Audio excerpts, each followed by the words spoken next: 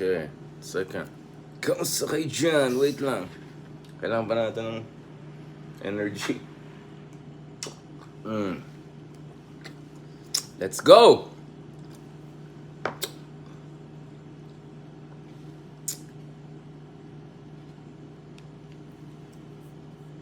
Ayan na! Kamusta kayo dyan, mga kameta? Yan, energy level. medyo spend force na tayo. Kaya umaga naman, umabulan naman tayo sa ibang events. I'm sure that some of you caught a glimpse of yung mga pinagagawa natin kanina. Medyo 1 hour late nag-start yung speech natin. Of course, ito yung Philippines National Public Relations PR Congress, no? So kasama po natin kanina mga leading publicists, leading journalists, leading PR companies, mga gano'n. At of course, ako naman, ang pinag-usapan ko yung vlogger life na charot. Hindi, ang pinag-usapan natin mga kameta is yung sarili natin mga analysis dun sa West Philippines when it comes to crisis management, no? Crisis management, communications for crisis management, no? So in particular, tinignan natin how not to do crisis management in the context of very sensitive geopolitical crisis, let's say like yung nangyari sa Ayungin Shoal, whether nangyari sa arbitration award natin in 2016 or whether nangyari ito sa atin Recto Bank, Read Bank. In fairness, as I always try to do, I ended up on a pretty positive note because I'm very happy with how things are turning out under the leadership of people like Commodore J. Tariela in the Philippine Coast Guard. You have fantastic folks like National Security Advisor, spokesman, USEC, Jonathan Malaya. So we have many of this kind of very, very interesting cases. And in fairness, I think there are also a number of people in Malacanang who are also doing their job. I think mga professional journalists who are focused on making sure that there's a proper coordination of messaging when it comes to the Ayungin Shoal, the West Philippine Sea. So, kinontrast ko yan dun sa situation natin pa noon ni si barangay chairman, president, Mayor Digong when, iba yung sinasabi ng presidente, iba yung sinasabi ng DFA, iba yung sinasabi ng DND secretary, hindi pwede yan, di ba? Medyo interesting lang yan pag mga first few months, meron kang element of surprise, element of ambiguity or strategic ambiguity, pero pag 6 years kang medyo malabo, medyo mawawala ng respeto ng mga ibang bansa sa'yo. So I analyze elements of what I think are essential to effective crisis management when it comes to communication. So just before making the PowerPoint kanina umaga, I was just naisip ko yung care, no? Consistency, accelerated messaging.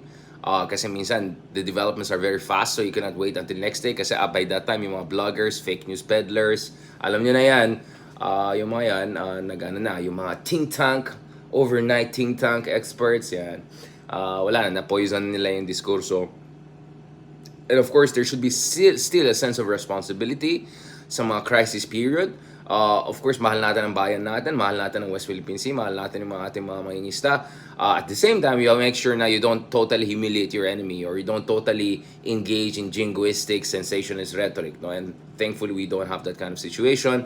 And lastly, of course, is exposure. Kailangan natin expose yung mga vectors of disinformation, misinformation, especially if we see a pattern, especially we see some sort of fishy stuff going on. And in certain cases, you follow the money trail. And that's where influence operations comes in. That's where updating our espionage law comes in. All of those things that we have been talking about with our guests, and I've been saying in my own platforms over the past 2 months or so, no? Now, balikan natin itong issue na to kasi I think there's a lot going on here. There's a lot going on here because the more you look at it, itong issue ng confidential fund, the more na nagkakaroon siya ng mga derivative, political and legal and even, psychological implications and even electoral, I would say, at some point. No? Now, kanina nakita natin, pinost natin yung video na yan, yung video ni Senator RISA where she made it absolutely clear na hindi niya kailangan ng respeto ng ibang tao because clearly she's getting respect from respectable people. um, but it's a question of respecting institutional checks and balances, respecting basic rules on accountability and transparency in any modern democracy. Now, ibang usapan kung yung tingin ng iba, nasa medieval times tayo, kaya nga sabi ko yung Philippines, yung, yung Pilipinas, may aspeto tayo ng tinatawag ko na feudal democracy. Kasi yung demokrasya natin, minsan parang ang trato sa mga voters, parang serfs lang, tapos yung mga trapos, mga dynasties, they act as if sila yung mga hacienderos, back in the day of mga Espanyols, yung mga encomienda style, if not yung mga parang medieval time aristocrats who were just lording it over, mostly farmers or, yung mga ganyan situation, right? So may pagkaganyan talaga yung politika natin. And especially as you get more and more outside the major urban centers of the country, you get outside the major industrialized zones, you see na yung ibang mga mayor lang siguro, or barangay chairman pa lang, they act as if sila yung hari. No? So, yung sense of entitlement, yung sense of feeling special, yung sense na kailangan mo ng sariling batalyon to show strength, etc. Unfortunately, it's something that we see a lot across the country. So, I'm not talking about a particular person here and there. So, ang argumento ni RISA HONTIVEROS here is that pag pinag-usapan ng issue ng fiscalizing, checks and balances, pag pinag-usapan yung trabaho ng Senado, hindi po ito about miscongeniality. Hindi po ito yung gusto mo ako, ayaw kita, personalan. Hindi na ito ganyan. This is a serious game, right? This is a serious affair. This is a matter of national, this is a matter of integrity of state institutions. This is a matter of rules of the road, no? Now, again, there's so many things going on here. Now, I'm not here to, you can already see what's the implication of what we're saying here. But ako kasi, instead of coming in and bash one side and take the other side, I want to always explain yung bigger context, no? Now, kakasabi ko lang, pag tinignan mo yung Pilipinas, meron talaga tayong aspeto ng feudal na demokrasya. Demokrasya because at least on surface we have shallow trappings of a modern democracy. Regular elections, some elections more competitive than the others. Meron kang aspect ng, media coverage, scrutiny, etc. So, meron pa rin tayong aspeto ng modern democracy, except it's more a facade than reality. Because if you look at the political economy, distribution of power, etc., mas para tayong mga pidal na bansa. No? At, alam mo, mas napansin ko yan nung nandun tayo sa Taiwan over the weekend. Kasi sabi ko nga, ang nakakapaghinayang dito is, yung Taiwan po ay nag-transition to democracy few years after we returned to democracy in 1986. So, in Taiwan, you can argue that really the transition towards democracy was somewhere between 1988 to 1992. And some would even argue all the way to 1996. So, sobrang batang-bata pa kanilang demokrasya. And yet, tignan mo yung kalidad ng kanilang democracy. Tignan mo yung kalidad ng mga kanilang leaders. Tignan mo yung kalidad ng kanilang kampanya. Tignan mo yung kalidad ng kanilang mga kandidato. Tignan mo yung kalidad ng kanilang mga voters, how what they demand from their leaders. O yan, minsan may suntukan din doon sa kanilang parliament sa Taiwan because people are very passionate ideologically, about policies, about the future of the country. But gets nyo, diba? Gets nyo. There's definitely a modern democracy aspect to it. At katulad dun sa ating article for the Philippine Daily Inquirer, column natin this week, if you look at it, my indicators, the Economist Intelligence Unit, Freedom House, I can go on and on. All of them show that Taiwan is one of the most advanced democracies on earth and arguably the most advanced democracy in entire Asia. No? So, if you look at all sorts of different indicators, it's not a perfect country. It has its own serious problems, of course, threat of war, etc. But, ang layo na nila sa atin. And wala pang isang oras nandito ka na sa Pilipinas kung nag-flight ka. So, mas lalo nag-sink in sa akin itong pagka-feudal ng ating political system. Now, going back to this, pag-usapan natin ang what looks like the most trenchant, and some would say most resonant issue in the past few weeks or so. And this issue could snowball over time. We don't know. We don't know. Now, obviously, people want to talk about other issues katulad ng presyo ng bigas, no? At siguro kailangan natin ng isang separate na vlog on that because, or explainer for that matter, because in principle, hindi ako against, no? Dun sa subsidies. Kasi yung paggamit ng targeted subsidies, especially dun sa mga basic commodities katulad ng gasolina, katulad ng bigas or you know, or bread in certain countries, ginagawa ng maraming bansa yan para protektahan yung mga mas vulnerable na sectors. Now, it has to be targeted, it has to be limited because otherwise subsidies create distortions, market distortions, no? So in principle, hindi ako necessarily against it, but of course may mga caveats dyan. So for me, dapat pag-usapan natin itong issue ng ng bigas, presyo ng bigas, and now the Philippines becoming the biggest importer of rice in the world, again overtaking China and even United States. That means nakakabala yung situation. In fact, right now, pinag-uusapan na rin kung kailangan na talaga natin ng isang full-fledged Department of Agriculture Secretary.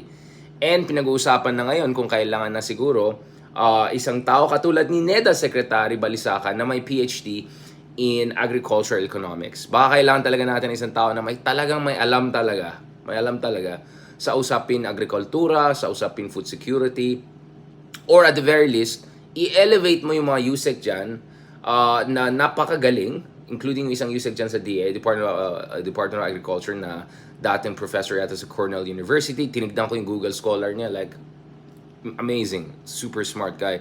But of course, may politika din dyan eh. Hindi naman pwede na matalino ka lang or academic ka lang na magaling. Dapat talaga meron kang gravitas, meron kang political capital, meron kang backing from the president kasi marami kang babanggain dyan eh. Kung gawin mo ng tama yung trabaho mo at dapat handa ka, no, for possible consequences if God forbid, 'di ba?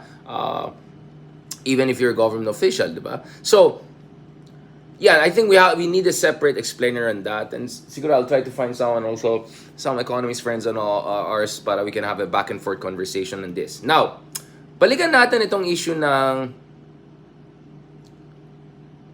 confidential fund and itong back and forth between RISA, HONTIVEROS, and SARA. Let me first go to what's really happening here, no? So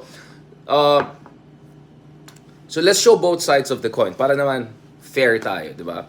Now, on one hand, obviously, you know, things really got started when the Commission on Audit, 'di ba, came out with all sorts of different analysis that showed parang what's going on here? No. Now, obviously, what really caught the attention of many people was bakit ang taas ng numbers ng mga escorts? Bakit 433? At katulad ng pinag-usapan natin earlier dun sa isang meta natin, that represents more than 400%, in fact close to 500% increase in the number of escorts compared to the previous vice president. So I think si Lenny had around 70 or something like that. So we're not saying the number 2 in the country who could potentially replace the president in some unfortunate crazy situation. We're not saying na dapat wala siyang escort. Pero ang tanong is 430T. But actually, even more interesting is this report on the so-called splitting. And this has actually raised even more questions like what's going on here. So ito po yung reporting medyo mahalaga. Kasi some are arguing, medyo bawal yan. Well, I mean, to put it mildly, dapat bawal yung sinisplit mo, yung already may allotment, tapos isi-subsplit mo, tapos ganyan. Medyo bawal daw yan nang sinasabi ng critics. Or, well, you can check the law yourself and you'll realize, you know, where they're coming from, right? Let's just read it para lang makita niyo saan tayo galing.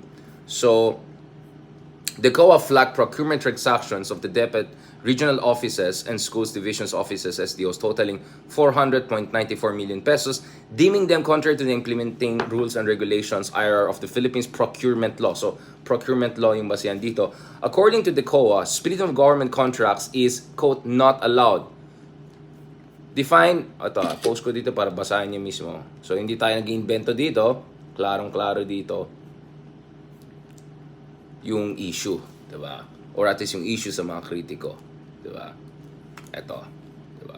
So ito po yung issue. So pwede niyo basahin yourself. So ito yung issue nila sa splitting. No? So according to the COA, splitting of government contracts is, quote, not allowed because, and they define splitting contracts as, quote, the division or breaking up of contracts into smaller quantities and amounts, or dividing contract implementation into artificial phases or subcontracts, potentially for the purpose of evading or circumventing the requirements of the law and implementing rules and regulations, yung so-called IRR.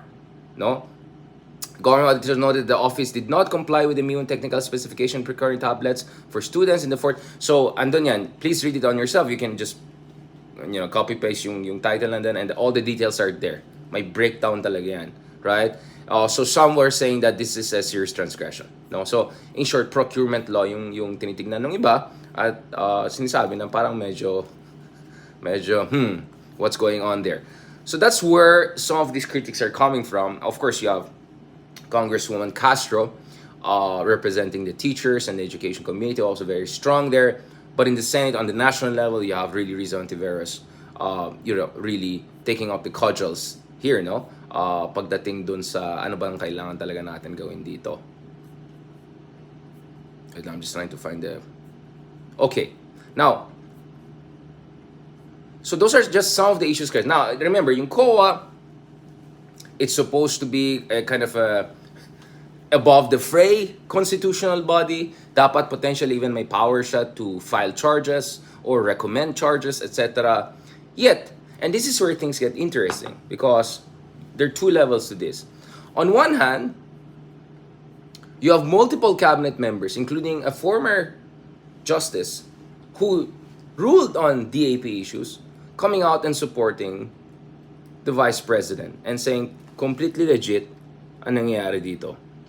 No? So the Malacanang really stood strongly by vice president. Obviously, I'm talking about the so-called little president, Bersamin, right?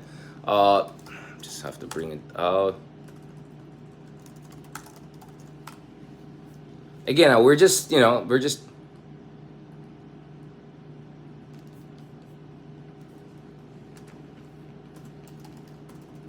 So Bersamin was the first one. I'll bring it out. But hindi lang siya nag-iisa.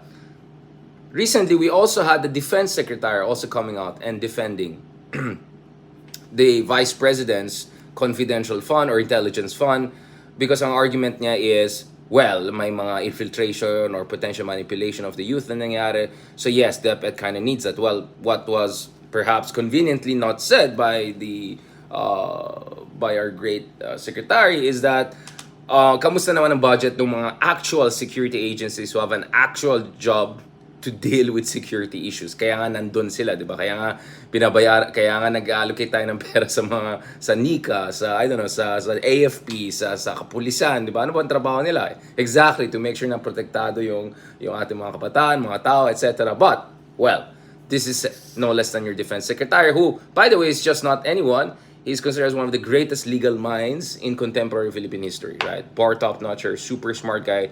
I ask a lot of people who know a thing or two about really smart legal minds, and practically all of them will say, Guy Bochador is really, really smart guy. So when he says something like that, it has gravitas, right? You may not agree with him, but there's gravitas to it. Now, more recently, more like today also, you saw another top secretary, now Department of Budget Management secretary also coming out and arguing that there was no violation whatsoever because technically speaking, wala naman reallocations na nangyari dito to violate yung mga batas at saka yung Supreme Court rulings on the Disbursement Acceleration Program nung panahon ni Pinoy, no?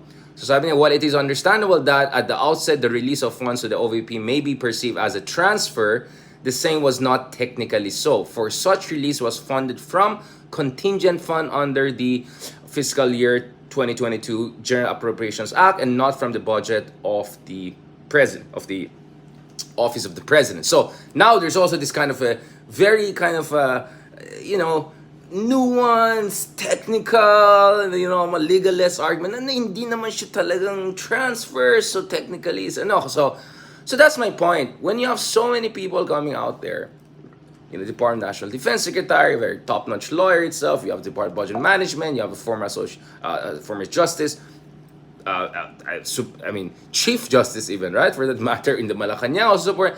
And then, you also have, and this is I think even more important than all of the things that I mentioned, the Ombudsman Office, right? Because if there is concern doon sa paggamit ng pondo ng bayan, kaban ng bayan, dapat lagot ka sa Ombudsman Office. But interestingly, the Ombudsman Office also is now pushing back against dito sa ginagawa ng COA, saying that it wants COA's memos out of public eye. Kasi ang argument nila dito is napopoliticize or something like that, no? Na we have to make sure na, you know, objective reports, etc. Na so ang ayan naman tayo. Siguro kung medyo mas maaga, mas masasabi kong gusto kong sabihin. Kaso like, okay. Okay. Okay. Mahal natin ng Pilipinas. Para sa bayan. Para sa bayan to. Okay. Woo! Napapawisan na ako Bakit kaya? Mahirap maging mabait talaga, no? So, ang point ko naman dito is, eto na, my former, I laid it all out for you guys. Bakit tayo nagtataka na yung iba hindi natutuwa na kini-question sila if there's so many people out there who are going the extra mile to defend you? And these are not just anybody's. There's secretaries, cabinet secretaries, there's, you know what I'm saying, right? So, hindi natin alam mo na sasabihin ko, di ba? Ako naman, of course, ewan ko kay tatay, but sa isang demokrasya, you're innocent until proven guilty. So for me, there should be a due process. If there's any kind of anomalies, then dapat it has to be determined through proper channels. Diba? Yung discussion namin with Attorney Libayan and all the Tulfos and all of that. Well, I mean, you can say a lot of things about Tulfos, but they never endorse EJK or things like that, which some other people who should have known better and my legal training kind of did, right? Tingnan natin where's the ICC gonna go. But anyway, going back to this, no, so let's not jump into conclusions in a sense because, you know, we believe in due process. Ang concern lang ng iba dyan is, will due process be even allowed to take its course? Right? But, biglang, hindi na nandyan pumunta yung usapan kasi, again, as I said, ideally, in principle, the COA should be able to be in a position to not only recommend, but even file charges if it's necessary, right? But, we know, this is the Philippines, this is not Sweden, right? And you have a situation whereby the Ombudsman Office is stepping in, kind of saying, well, wait, you guys, wag niyo yan, baka mapolit yan. So, di ba? Saan na tayo mapunta dyan? So, kaya ang usapan ngayon is, paano natin sabihin? Sige, magkape muna ako. I hope you guys understand what I'm trying to do is, I'm trying to be as fair and sane and sensible as possible. At the same time kasi may standards tayo sa buhay, di ba? Pagdating sa, alam niyo na anong klaseng demokrasya ang kailangan natin. But going back to this, again, of course, innocent until presumed, I'm presumed innocent until proven guilty. So, you know, we should not jump into conclusions and say something's wrong. What I think some people are finding quite problematic, at least at this point, is that parang efforts to ensure transparency and accountability are being besmirched, no? And you had a lot of this back and forth between Senator RISA HONTIVEROS and Vice President SARA DUTERTE over the past few days, because I think one camp is essentially implying that pinopolitika etong so this is the timeline, you can check it yourself. There's this fantastic article on the timeline of this, you know, back and forth between these two very strong women, right?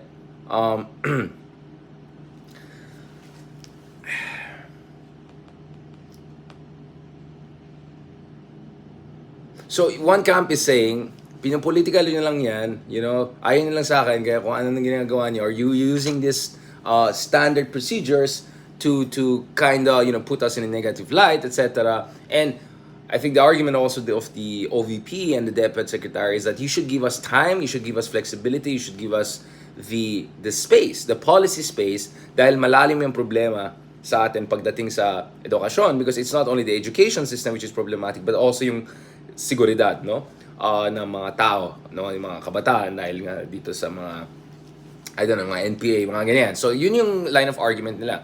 Yung kabila naman, sinasabi ni RISA HONTIVEROS dito is, wait lang, huwag tayong magulo. Let's look at the basics here. Wait lang, maayos. Are we respecting the procurement laws? Wait lang, itong nakikita natin sa COA, medyo kakaiba. Ano nangyayari dyan? Can you please at least clarify to us, bother to clarify to us what's going on there?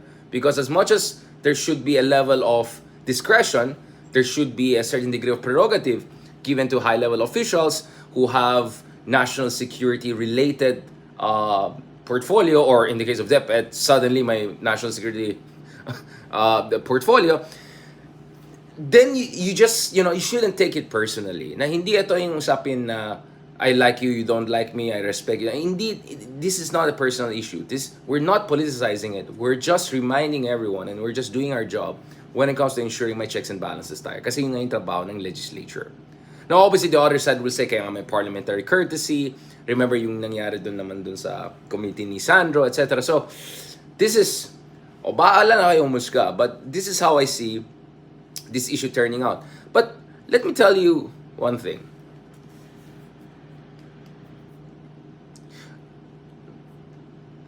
Obviously, there's a potential for this to snowball.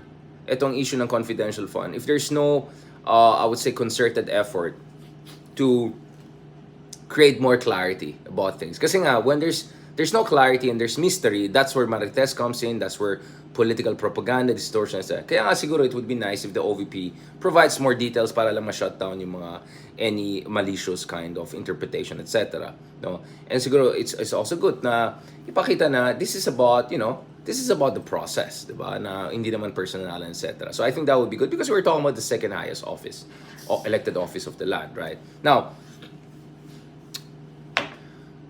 nevertheless, I think there should not be any, and this is where things get interesting, Let's go even mas big picture.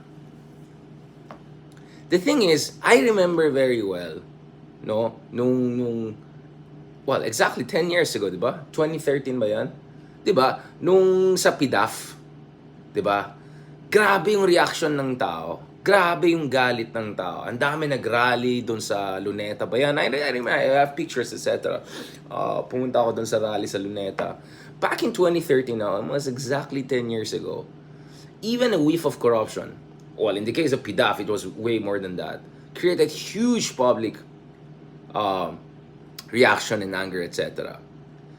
Now, pansin nyo, we're not saying anything of that sort on the ground. Wala tayong nakikitang rallies, protests, whatever. There's a lot of negative commentaries online. There's a lot of sympathy for those who are taking up the causes, but I'm not seeing anywhere close to what we saw 10 years ago. And there could be many explanations for that. First and foremost, of course, the camp of the OVP and the Office of will say, well, they're not the same because this is just about confidential. It's just more a question of transparency, while yung PDAF was something else. That's one argument. But I think the other argument is also, of course, you have a popular vice president. You have a vice president who got the highest number of votes of any vice president, or in fact, any official, right? 32 million votes yata nakuha niya, di ba? And I don't think that popularity has vanished. And the other problem also we have here is that meron tayong mga information, well, sabi ni Christian is information tribes. For me, I would say information cults, right? Because ang problema natin sa Pilipinas is, since bumaba yung both yung kalidad at saka yung kumpiyansa ng tao sa mainstream media dun sa traditional gatekeepers, when a controversy comes out, hindi ka pupunta sa media or hindi ka pupunta sa so-called neutral, I don't know, commentariat to derive your opinion on the issue. What you do is you go to the bloggers or you go to the quote-unquote journalists or quote-unquote influencers, thought leaders who make you hear what you want to hear, right? So ako, I'm not very optimistic na in the short to medium run, right? Assuming talaga there's really something here, and our critics would say there is, that there will be any kind of serious political backlash, right? But remember, 2028 is really the time horizon, no? And if these things snowball, imagine every year magiging issue itong confidential fund or something like that, or magsusnowball yan, that could create some sort of political friction and obstacles, right? But for now, I'm not very, because sa aking palagay, concerns about allocations of funds, procurement, etc., it's not as intense as it used to be before. And at the same time, you have a very popular vice president here, at least based on the numbers we see. Now, will that stand forever? At ito ibang usapan yan. But this brings me to the other issue, which is quite interesting. Remember, for the past year or so, constantly ang argument ko dito is nasaan yung opposition, and more importantly, nasaan yung leader ng opposition, right? And from what we see here is RISA Hontiveros has more or less cemented her position as the opposition leader, right? It took some time, but I think she's already getting there. I see that in the level of confidence she has when she discusses quite tricky issues. I even ask her questions about, okay, anong gagawin natin ngayon? I mean, or like, where is the opposition gonna be, for instance, when they share more in common with Marcos Jr., let's say, on foreign policy issues than with, you know, the previous administration people, right?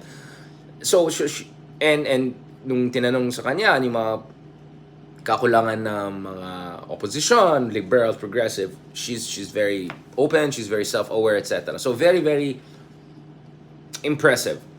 But more than that, it's the gravitas, it's the defiance, it's the determination, it's the indomitable spirits, it's the unwillingness to be intimidated, etc. That's something that is interesting. So this is not to underestimate what Riza was already, Senator Riza Hontiveros was bringing to the table in her previous stints in office. But I think super level up talaga siya over the past 6, 7, 8 months or so. In a sense that I think she's far closer now to that August position of being the opposition leader than, let's say, last year or so. I think especially in the past 3 or 4 months, she really stepped up to the challenge. So on one hand, I see SARA Duterte still remaining quite popular, quite strong, quite defined in her own way. I don't have any illusions that, you know, there will be a kind of a massive turn of, you know, a shift in opinion, etc. And one big factor I would say is also because of the information ecosystems and tribes that we have. Because ang mangyari dito is, di-defense natin dyan kasi alam natin pinapolitika lang ng mga quote-unquote dilawan yan, di ba? And because you have Riza and Congresswoman Castro, alam mo na, ano sasabihin nila, ay kasi ano lang mga tong dalawa na to, ganyan, di ba? Considering both of these legislators are from progressive backgrounds, no? But at the same time, I think Riza Hontiveros is coming out way stronger out of this. I think she's coming out as really not only the de facto leader, but the embodiment of the leadership that the opposition in the Philippines needs.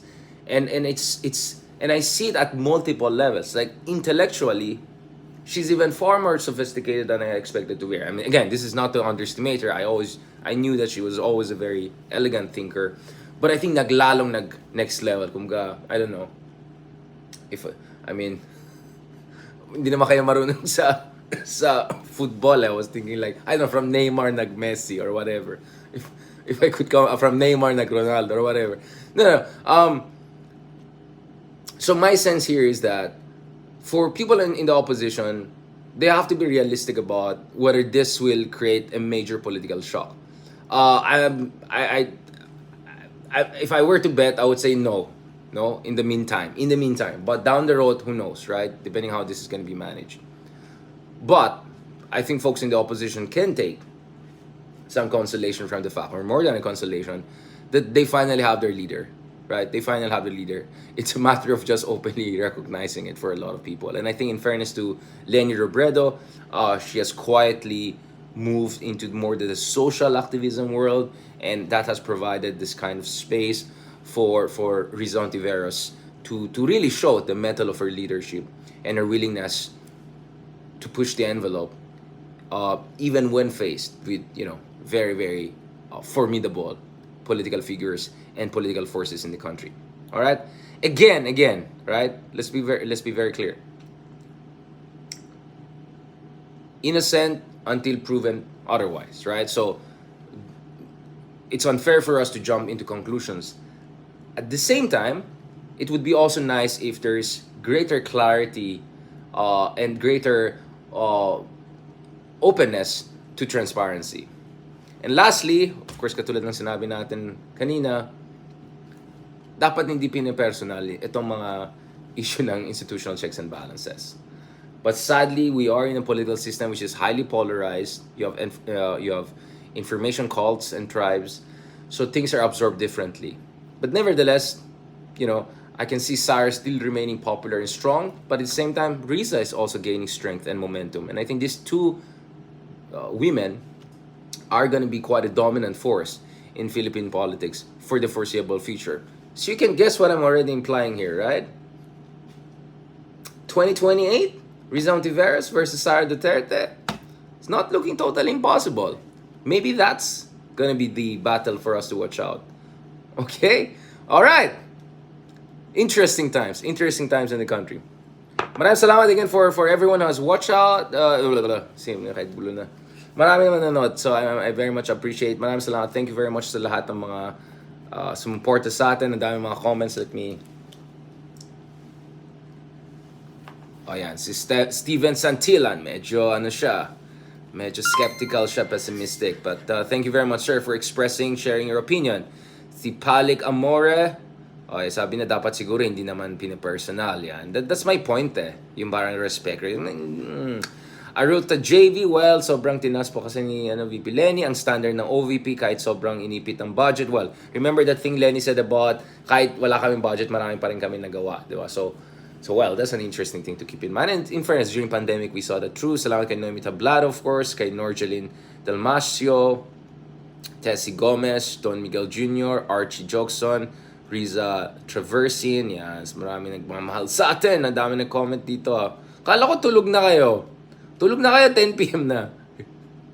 Ginbert Brucalas, ayan. So proud daw siya kay Riza HONTIVEROS. Ayan. Si Riz Ani, sabi niya, classy pa din kay Barda Mode. Diba? Mana sa akin. Ayan na naman tayo. Thank you very much, guys, and talk to you soon. Tuloy lang natin ito. Alright? Please, again, don't worry, I'll post all the links sa lahat ng mga articles na minention natin. Again, we're just reading from the information available out there, right? We're not coming out with whatever. It's already out there. Binasa lang natin, including dun sa procurement law. You can just check it out on yourself, further details. But I think the important elements, nilatag na natin dyan. Maraming salamat. Thank you very much, and God bless. Maraming salamat dito rin sa mga ka-YouTubers natin. Maraming salamat kay Rosemary de los Santos, kay Pia Isabel, yan, kay Mama Victoria, thank you very much. Kay Ella de la Cruz, thank you also for joining us. Yan, tired of politics daw. Pero nandito ka pa rin. Kay, Papi Studio. May free speech kasi dati ngayon. Well, mausapan din yan. Ito naman si Asia, joining us from Kurdistan.